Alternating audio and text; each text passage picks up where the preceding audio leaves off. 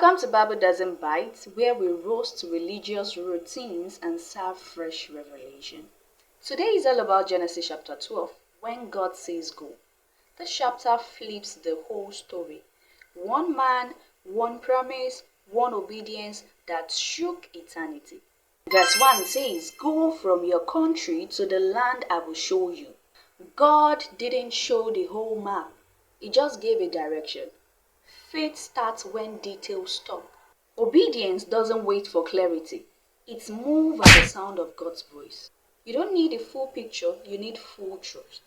Moving on, verse 2 to 3. It says, "I will make you a great nation, and all people will be blessed through you." I know you'll be thinking that the promise is bigger than Abraham. I know, right? It was generational. God is not just blessing you, He's making you a blessing. Any blessing that stops with you is not from God. If it doesn't flow through you, it didn't start from heaven. Verse 4. So Abraham went. No arguing, no delaying, no plan B. Failed is spelled G-O. Go. Just the simple two-letter words we learned in the early days of our life. Remember that at that time, Abraham was 75 years old. Don't say you are too late. God calls you when you are ready in the spirit. Verse 5 to 6, it says, Abraham passed through Canaan. He passed through the place of promise before it was time to possess it. Sometimes you will see it before you own it. You will see it before you own it. Then again, verse 7 says, to your offspring I will give this land. God gave Abraham a promise for a future he wouldn't fully see. Legacy, visibility. Sometimes the promise is for your seed, not for your season. Sometimes the promise is for your seed, not for your season. Don't quit just because it's not for you, it's for them. Verse 8 to 9, it says, he built an altar and moved on. Worship is your response even while waiting.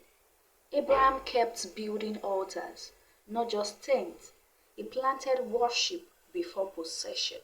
Verse 10 to 20 talks about the Egypt detour, that's the famine and also the fear.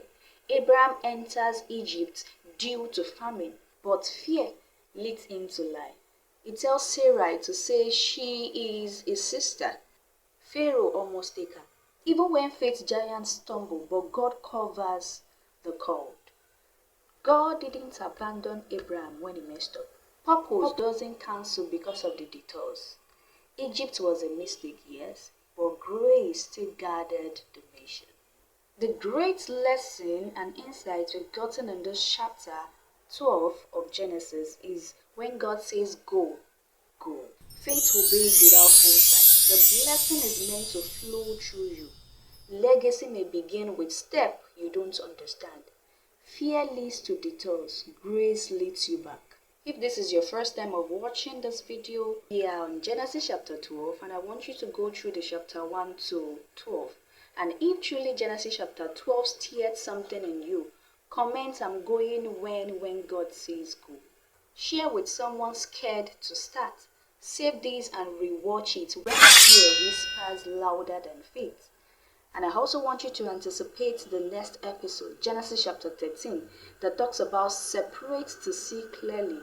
Abraham and Lot split reveals the power of alignment. See you in the next video.